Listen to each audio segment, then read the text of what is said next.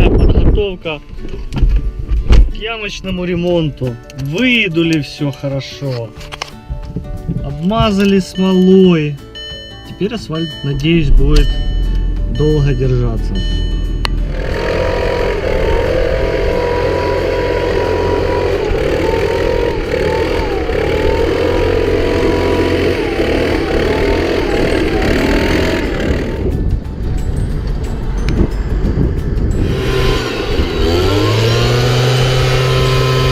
Молодцы.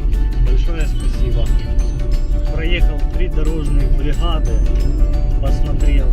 Все ямки подготовлены хорошо.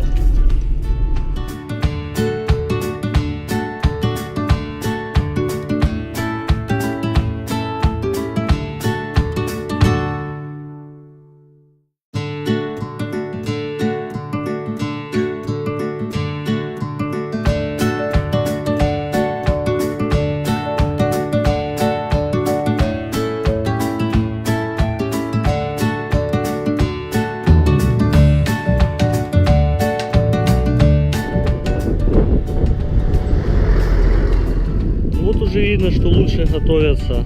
Уже и смола есть, и ямка обдутая, дуйчик у них появился. Молодцы, справляются, это приятно.